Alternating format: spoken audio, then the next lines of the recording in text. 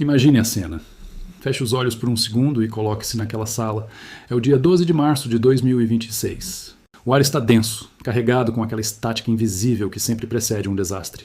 Benjamin Netanyahu, o homem no centro de um furacão geopolítico que está engolindo o Oriente Médio, está segurando sua primeira coletiva de imprensa desde que a guerra total com o Irã começou.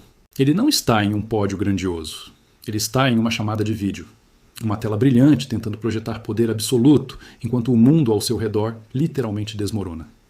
Ele olha diretamente para a câmera, o rosto tenso, a voz ensaiada, afirmando com convicção absoluta que Israel é uma superpotência global, uma força imparável e inabalável. Mas então, a realidade invade a transmissão. Enquanto as palavras de força e domínio ainda estão saindo de sua boca, um som agudo, cortante e terrivelmente familiar rasga o ar. As sirenes de ataque aéreo começam a uivar por todo o centro de Israel. É um som que gela o sangue, um lamento mecânico que avisa que a morte está caindo do céu. E não era apenas uma ameaça distante.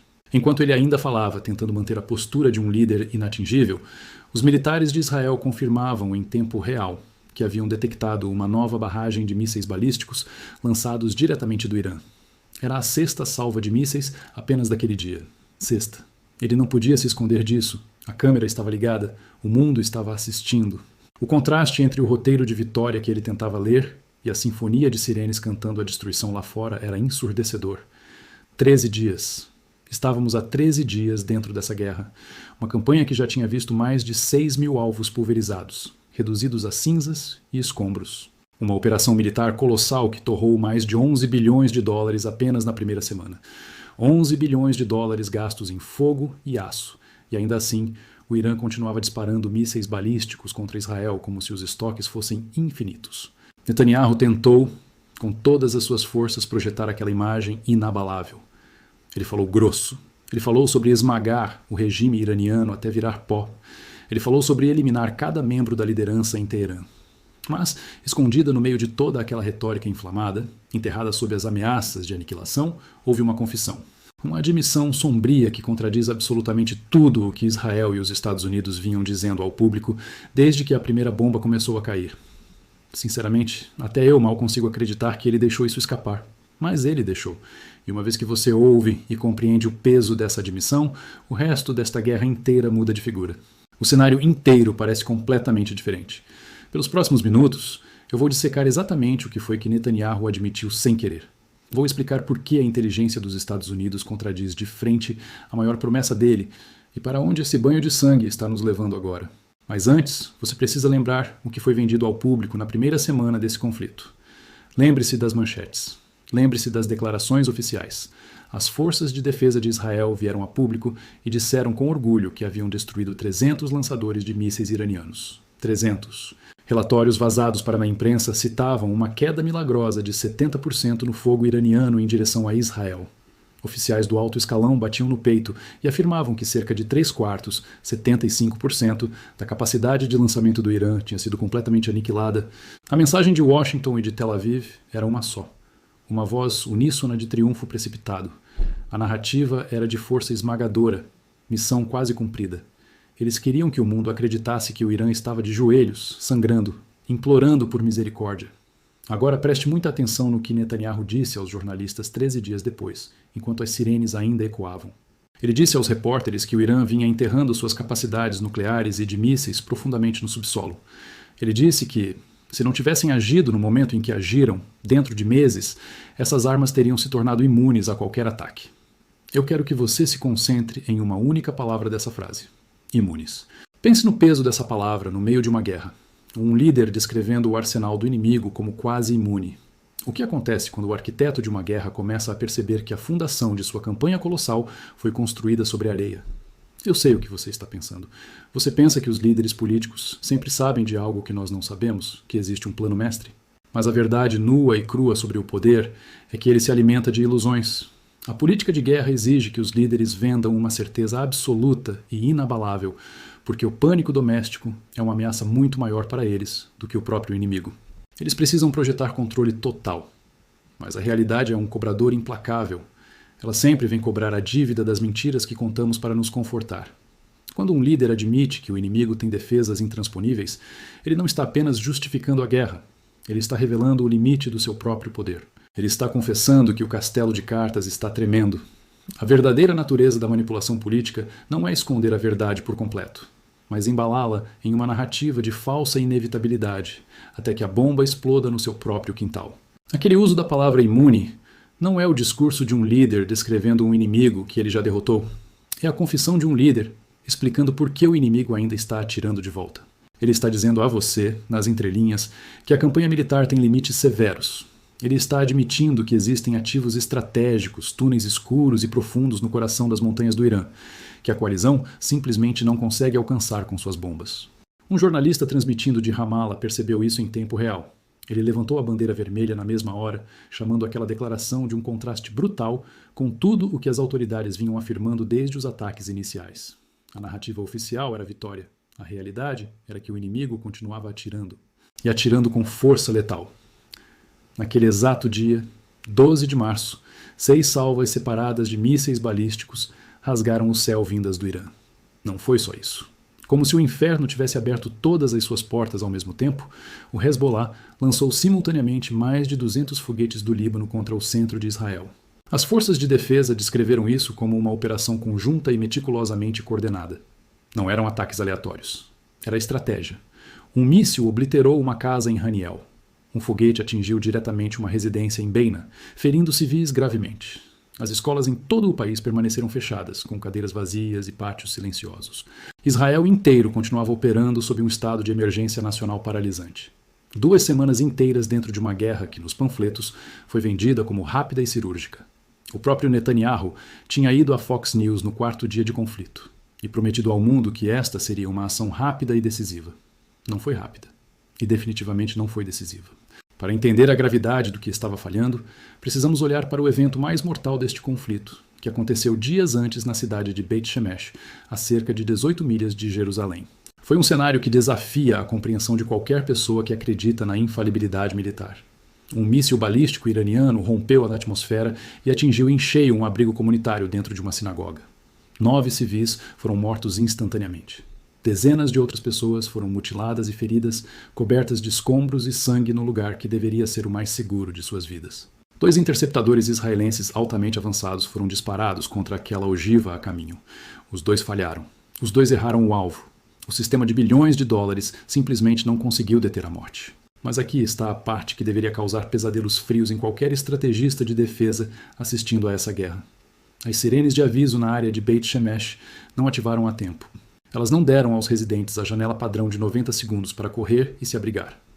Os mísseis balísticos do Irã viajam a velocidades aterrorizantes, podendo alcançar Israel em cerca de 10 minutos após o lançamento. Todo o modelo de proteção civil, toda a arquitetura de sobrevivência psicológica e física de Israel depende de 3 pilares absolutos: detecção precoce, alertas oportunos e interceptações funcionais. Em Beit Shemesh, todos os 3 falharam simultaneamente. Isso não é um pequeno erro técnico, não é um glitch no software. Isso é uma exposição estrutural fatal na própria fundação em que Israel construiu sua doutrina de sobrevivência. Se a tecnologia bilionária falha e o aviso chega tarde demais, se o próprio escudo destinado a proteger as pessoas se transforma na parede que as tranca com a morte, em quem os cidadãos podem confiar? É uma reflexão sombria sobre a nossa responsabilidade cívica e a confiança cega que depositamos no Estado. Nós entregamos nossas vidas, nossos impostos e nossa obediência a instituições governamentais sob a promessa silenciosa de que, quando o lobo bater a porta, eles terão construído uma parede de tijolos para nos manter a salvo. Mas quando as instituições falham de maneira tão catastrófica, o contrato social entra em colapso. O cidadão é deixado completamente nu contra a tempestade. Perceber que o abrigo é, na verdade, uma armadilha é a quebra definitiva da inocência política. Nos faz questionar cada sistema de segurança no qual fomos condicionados a confiar desde o nascimento. A verdadeira vulnerabilidade humana não vem da falta de muros, mas da crença ilusória de que os muros que temos nunca vão cair. E quando caem, as consequências são invariavelmente pagas com sangue inocente. Fique comigo e preste atenção nessa próxima parte, porque o que Netanyahu disse logo depois sobre mudança de regime no Irã é onde o abismo se abre. O que ele disse contradiz absolutamente e diretamente o que a própria inteligência americana vinha dizendo à Casa Branca durante semanas a fio.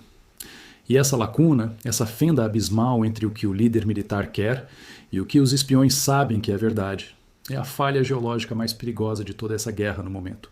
Netanyahu disse aos repórteres que um de seus objetivos centrais, o grande prêmio dessa campanha destrutiva, era criar as condições para que o povo iraniano expulsasse seu regime brutal. Ele estava desenhando a fantasia de uma revolução popular armada por bombardeios estrangeiros. Então, um jornalista, fazendo o trabalho que um jornalista deve fazer, perguntou a ele diretamente, sem rodeios, se ele podia garantir aquele resultado. Se ele podia prometer que o regime ia cair. E ele cedeu. Ele disse com todas as letras. Ele disse que não podia prometer 100% que o regime cairia sem que o próprio povo iraniano se levantasse por conta própria. Ele enviou uma mensagem direta aos iranianos dizendo que a ajuda estava a caminho, mas no fim das contas, dependia deles. Pense criticamente sobre o que isso significa vindo da boca de um líder em tempos de guerra, no meio de uma campanha ativa e sangrenta. É uma admissão nua e crua de que a operação militar massiva, por si só, não pode entregar o objetivo político declarado. Os Estados Unidos chamaram essa operação de Fúria Épica. Israel chamou de Operação Leão Rugidor. A salva de abertura no dia 28 de fevereiro alcançou o impensável. Matou o líder supremo Ayatollah Ali Khamenei em um ataque direcionado a um complexo fortificado em Teherã. Foi um golpe histórico. Bilhões foram gastos. Milhares de voos de caças rasgaram os céus. O líder supremo estava morto. E o homem que está coordenando os ataques vira para a câmera e diz que o desfecho de tudo isso ainda depende de civis iranianos desarmados tomarem as ruas contra um exército letal. Agora coloque essa declaração lado a lado com o que a inteligência dos Estados Unidos havia avaliado. O contraste é chocante. Um relatório confidencial profundo e exaustivo, elaborado pelo Conselho Nacional de Inteligência, que foi concluído antes mesmo da primeira bomba cair, foi definitivo. O documento concluía que nem ataques aéreos limitados, nem uma campanha militar prolongada e devastadora seriam propensos a resultar em uma mudança de regime no Irã. Essa avaliação fria e calculada foi escrita em fevereiro de 2026. E o Conselho Nacional de Inteligência não é um grupo de teóricos marginais. Ele representa o consenso absoluto de todas as principais agências de inteligência americanas, os espiões mais bem informados, os analistas de dados mais brilhantes. E desde essa avaliação inicial, múltiplos relatórios de acompanhamento chegaram exatamente à mesma conclusão sombria. Fontes confidenciais descreveram uma infinidade de análises de inteligência que convergiam para um único achado persistente. O regime não está em perigo imediato de colapso interno e retém o controle absoluto e punitivo do público iraniano. Por que, então, os homens mais poderosos da Terra lançariam uma guerra de bilhões de dólares, sabendo que o objetivo final era uma miragem inatingível? Esta é a anatomia da arrogância do poder. A verdadeira tragédia da estratégia militar não é a falta de informação, mas a escolha deliberada de ignorá-la. Quando líderes políticos se fecham em câmaras de eco, cercados por conselheiros que têm mais medo de contrariá-los do que de perder a guerra, eles começam a confundir seus desejos mais profundos com estratégia militar sólida. O hubris, essa confiança cega e arrogante, é o veneno dos impérios. Eles acreditavam que quebrar a infraestrutura seria suficiente para quebrar o espírito de um sistema rígido, ignorando a história humana que nos mostra repetidamente que a dor externa muitas vezes consolida a tirania interna. Guerras baseadas em suposições emocionais, ao invés de cálculos frios de inteligência, são fábricas de catástrofes. O poder supremo frequentemente cega os olhos que mais precisam ver. A inteligência estava certa, e aqui está a prova que torna tudo isso muito pior para a coalizão. O Irã não desceu a um caos anárquico depois que o Ayatollah Khamenei foi assassinado e virou cinzas. Pelo contrário, o regime se consolidou e fechou fileiras com uma eficiência fria e assustadora. A Assembleia dos Especialistas foi convocada em questão de dias, sem revoltas, sem vácuo de poder aparente. Eles selecionaram Mojtaba Khamenei, o filho do líder morto, como o novo líder supremo. Mojtaba é descrito de forma unânime por múltiplos analistas e especialistas geopolíticos como uma figura significativamente mais linha dura, mais extremista e implacável do que o próprio pai. A sucessão foi um recado militar. O primeiro comunicado dele como líder supremo foi lido em voz alta na televisão estatal iraniana. Ele não apareceu diante das câmeras. E claro, isso levanta questões óbvias e sombrias sobre onde ele está escondido, em que bunker impenetrável ele respira e o quão seguro ele se sente fisicamente. Mas a substância daquele comunicado não tinha medo. Era puro desafio e fúria.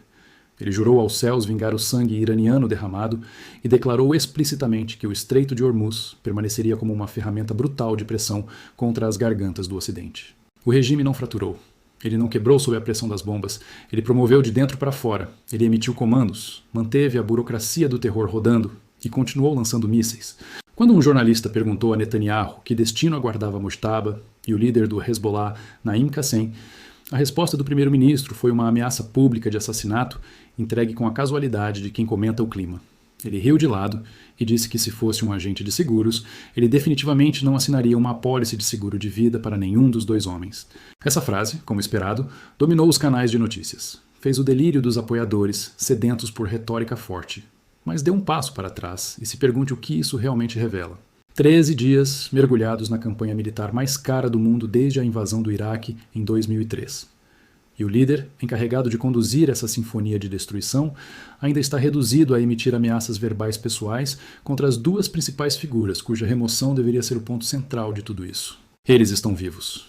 O regime no Irã está perfeitamente intacto. A estrutura de comando militar deles está funcionando a todo vapor, enviando ordens claras, e os mísseis continuam aterrissando em cidades israelenses. Mas vamos sair do Irã por um momento. Há outro fronte que exige sua atenção, porque durante aquela mesma coletiva, Netanyahu foi encurralado com algo que ele próprio disse há 2 anos. E a resposta dele escancarou um problema gigantesco que Israel absolutamente não quer discutir em voz alta. Um repórter perspicaz lembrou ao primeiro-ministro que no ano de 2024, ele havia garantido ao público israelense que os ataques militares haviam atrasado as capacidades do Hezbollah em 20 anos. 20 anos de retrocesso. O repórter, então, fez a única pergunta lógica e devastadora que poderia ser feita naquele momento. Se isso era remotamente verdade, se o Hezbollah foi jogado 20 anos no passado, como é que essa mesma milícia está atualmente disparando 200 foguetes por dia, profundamente dentro de Israel? Netanyahu não respondeu diretamente. Líderes políticos raramente fazem isso. Ele reenquadrou a resposta. Ele girou a câmera. Ele disse que as projeções originais de ameaça que eles tinham eram cataclísmicas. Ele falou sobre torres enormes desmoronando no meio de Tel Aviv, sobre 20 mil israelenses mortos nas ruas, sobre grandes centros urbanos nivelados até virarem estacionamentos de poeira. Nada disso aconteceu, ele argumentou com veemência. E a razão pela qual não aconteceu foi porque Israel atacou o Hezbollah de forma preventiva e agressiva. Mas, na ânsia de defender sua velha promessa, ele disse algo que corta as pernas de toda a sua posição política atual. Ele admitiu para os registros da história que o Hezbollah continua a ser plenamente capaz de atacá-los. Ouça isso com clareza. Você tem um primeiro-ministro em exercício, confessando publicamente que uma força militar que ele declarou oficialmente neutralizada e desmantelada há 2 anos está, neste exato momento, conduzindo operações ofensivas agressivas e sustentadas contra sua nação.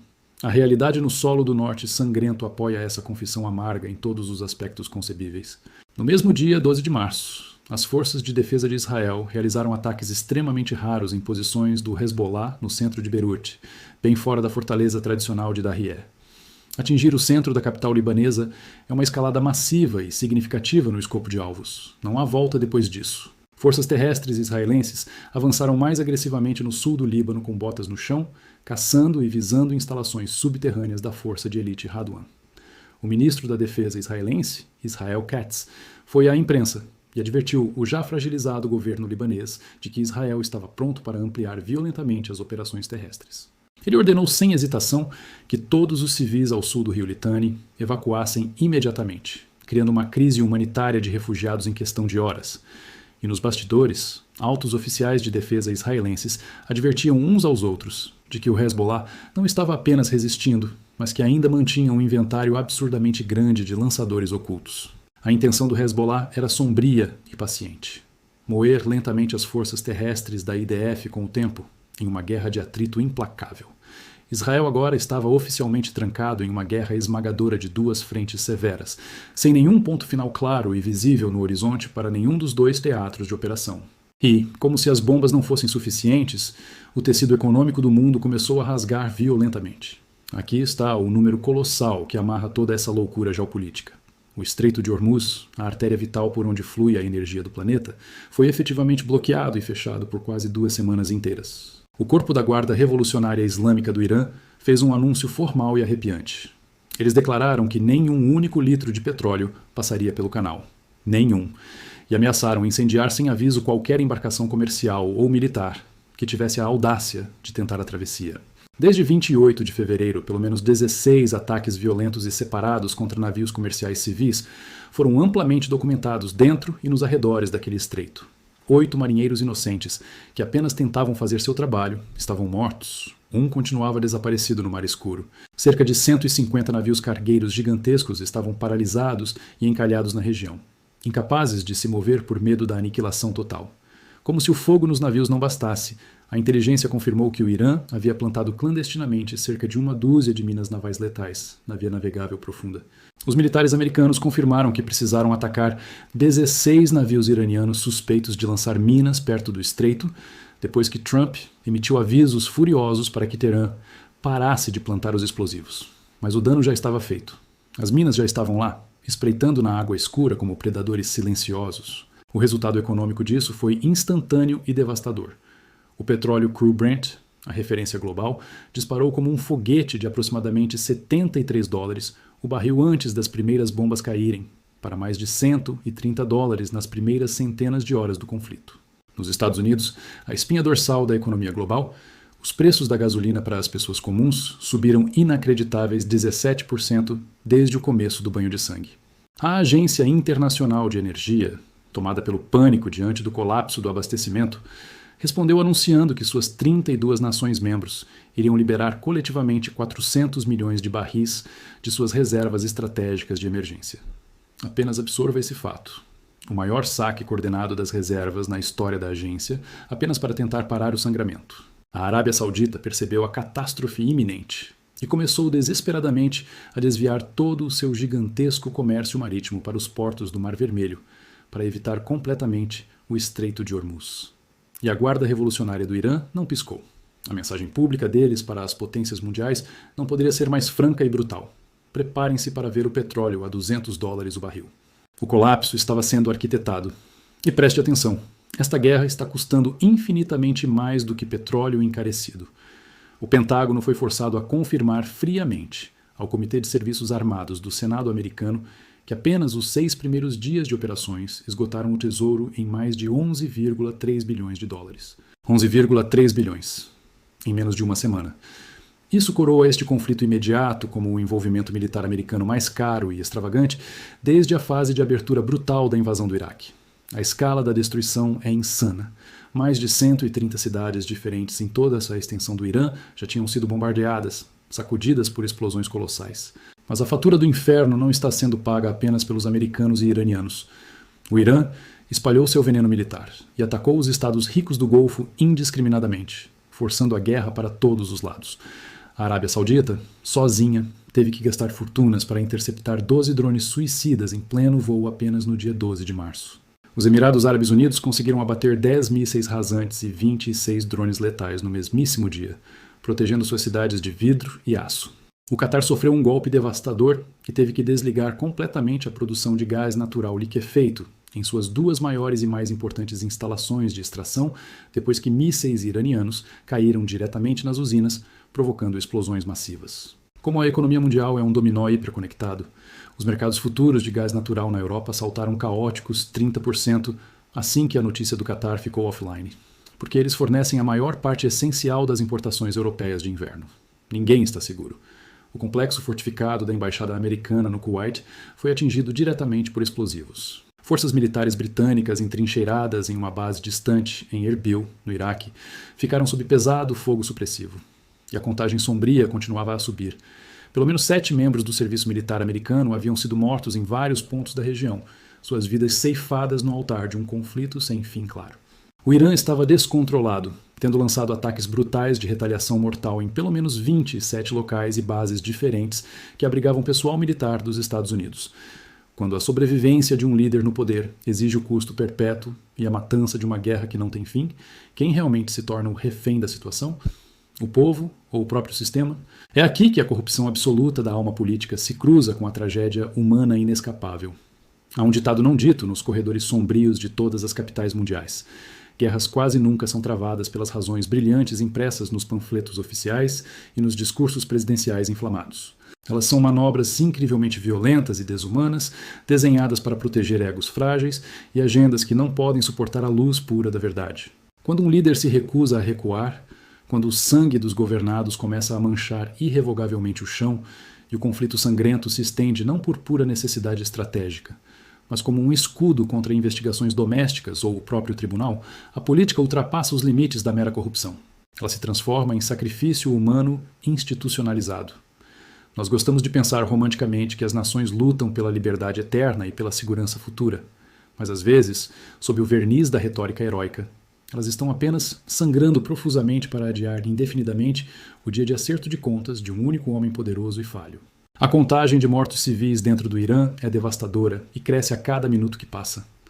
O Crescente Vermelho iraniano, lidando com os destroços, relatou oficialmente quase 800 mortes confirmadas nos escombros. Mas organizações independentes de direitos humanos alertam que os números oficiais são uma farsa e que a verdadeira contagem ultrapassa brutalmente a marca de 2.400 mortos, corpos insepultos sob o concreto. O vice-ministro da Saúde do Irã foi à mídia e declarou o colapso do sistema. 31 hospitais principais e vitais foram severamente danificados pelas ondas de choque. E 12 estão completamente não funcionais, reduzidos a ruínas, com pacientes sendo tratados nas calçadas cobertas de poeira e sangue. A brutalidade do conflito não poupou os inocentes. Uma escola inteira de meninas na cidade ao sul de Mashhad foi pulverizada durante a campanha aérea agressiva. A Reuters informou através de fontes independentes que os investigadores de campo acreditavam profundamente que as forças dos Estados Unidos eram as prováveis e infelizes responsáveis por aquele ataque. O Pentágono, recuando politicamente, alegou de forma diplomática que o caso perturbador permanecia sob intensa investigação oficial. 2 fontes internas vazaram que dados de inteligência de alvos completamente desatualizados podem ter sido a falha trágica por trás do erro letal e imperdoável. A agonia sangra também pelas fronteiras. No Líbano, 687 pessoas inocentes tiveram suas vidas arrancadas desde que Israel decidiu expandir furiosamente sua campanha de varredura. 98 desses mortos eram crianças pequenas, cujos nomes e histórias viraram apenas rodapés esquecidos nas estatísticas militares. E através de todo esse mar de chamas de corpos caídos e de cidades destruídas, a suposta grande recompensa política, a glória nacionalista e o apoio cego que Netanyahu secretamente calculou e esperava extrair dessa guerra sangrenta. Simplesmente não chegaram. Não funcionou. Uma pesquisa eleitoral de opinião nacional, coincidentemente divulgada exatamente enquanto ele ainda tentava manter as aparências naquela ligação de Zoom com os jornalistas, mostrou a realidade do seu declínio. Mostrava que ele perderia cadeiras em qualquer cenário projetado de resultados eleitorais futuros. Ele deliberadamente lançou esse conflito estrondoso, em parte como um cálculo político profundo e frio antes das eleições cruciais israelenses, que poderiam ocorrer já entre os meses quentes de junho ou julho. Um experiente correspondente da Al Jazeera, relatando diretamente da tensão de Ramallah, expôs o pensamento do líder de forma nua e crua. Netanyahu havia antecipado com certeza de que a guerra uniria o medo popular, consolidaria magicamente o apoio irrestrito do público aterrorizado ao seu redor e garantiria a ele uma posição imbatível e triunfante para garantir mais um longo mandato. A aposta era alta e estava falhando miseravelmente. Isso absolutamente não está se materializando da maneira que ele planejou nas salas seguras. A tensão nas ruas de seu país é palpável. O ressentimento está borbulhando sob a superfície fraturada de seu governo. Para agravar todo esse cenário apocalíptico e frágil, as correntes jurídicas de seu passado estão se apertando ao redor do seu pescoço. O longo e arrastado julgamento criminal de corrupção dele não parou. O Departamento Oficial de Perdões do governo de Israel já havia completado silenciosamente uma revisão formal e exaustiva de seu polêmico pedido de perdão presidencial, e chegou à única conclusão que ele não queria ouvir. O departamento concluiu rigidamente que a solicitação não atende de forma alguma aos rígidos critérios legais do Estado, sem atalhos, sem salvação burocrática. Ele está sem saída judicial viável no horizonte. E o aliado poderoso, em quem ele sempre confiou para salvá-lo politicamente, Donald Trump, de repente se tornou um barril de pólvora imprevisível. Trump foi às redes e, publicamente, com sua ferocidade característica, rotulou o próprio presidente israelense, Isaac Herzog, de ser um líder completamente fraco, patético, e chamou a recusa em conceder o perdão a Netanyahu de uma desgraça imperdoável. Foi um espetáculo de pressão geopolítica crua e agressiva, interferindo nas engrenagens internas de Israel. Mas quando os microfones foram empurrados para o rosto de Netanyahu, ele curiosamente se recusou a revidar, engoliu a retórica. Ele recusou a oportunidade de confrontar Trump diante das câmeras mundiais. Ele sorriu amarelo e simplesmente disse que o presidente americano poderia falar abertamente o que bem entendesse. Ele ainda tentou, desesperadamente, projetar poder aliado, descrevendo o relacionamento deles como algo profundo, uma ligação 100 vezes mais forte do que qualquer laço diplomático que já existiu entre líderes de suas nações no passado. Ele até afirmou abertamente que eles conversavam diariamente ao telefone para coordenar estratégias grandiosas e conjuntas. Mas a lealdade na alta política é volátil, e as motivações reais são perfeitamente claras para qualquer um prestando atenção. O próprio Trump já declarou repetidamente a dezenas de repórteres impacientes que ele quer que essa guerra incrivelmente cara e impopular acabe o mais rápido possível e não continue drenando os cofres americanos na véspera de seus próprios desafios políticos. Ele suspirou uma vez e disse friamente para os repórteres que a única questão que importa agora não é como ganhamos, mas apenas quando é que paramos com isso. E é aí que os caminhos se dividem violentamente. Netanyahu, amarrado pelas investigações que o aguardam em casa, precisa que o conflito se estenda. Ele precisa da poeira e do caos longo o suficiente para evitar os degraus e os holofotes do tribunal, e de alguma forma rastejar até o dia da eleição parecendo não um político corrupto sendo julgado, mas agindo de uma posição de força militar invencível. Os relógios estratégicos desses dois aliados estão girando implacavelmente em direções completamente opostas e incompatíveis. O atrito é insustentável. Nós assistimos, 13 dias depois, a uma máquina de guerra de bilhões de dólares girando fora de controle. Mísseis balísticos chovendo em solo israelense. O Estreito de Hormuz fechado, enforcando os mercados de energia, minas navais balançando no escuro. Um líder admitindo de forma indireta e perturbadora que não tem garantias de que seu plano gigantesco vai funcionar. Setores inteiros em chamas e dezenas de pessoas morrendo enquanto o mundo finge que o controle ainda existe na sala. A grande e inescapável verdade de toda essa insanidade não está nos números dos mortos ou nas cifras obscenas gastas em armas. A verdade sombria que a história está nos mostrando agora, como sempre mostrou, é que a natureza humana, especialmente quando revestida de poder absoluto e inquestionável, tem uma propensão fatal para o auto-engano destrutivo. Nós construímos sistemas incrivelmente complexos e letais, redes militares avançadas de satélites e máquinas de destruição cirúrgica, sob a profunda ilusão de que a violência extrema pode de alguma forma domar e controlar a complexidade das emoções, dos medos e da fúria da humanidade. Nós acreditamos na fantasia perigosa de que a força bruta resolve ideias. Mas, no fim do dia trágico, as engrenagens de todas essas superpotências, não importa o quão vastas e brilhantes, continuam sendo movidas pelos instintos humanos mais básicos, por falhas terríveis, pela vaidade de poucos e pelo medo sufocante de perder o controle. Olhar para os eventos destas semanas é olhar diretamente no espelho fraturado de nossa própria civilização. Deixa a nós, cidadãos deste mundo quebrado, a responsabilidade inescapável de questionar eternamente as narrativas polidas e confortáveis que os que detêm o poder tentam desesperadamente nos vender enquanto a tempestade não para de rugir lá fora. Pense sobre isso profundamente. Questione tudo o que vê e mantenha sempre os olhos muito abertos para a verdade.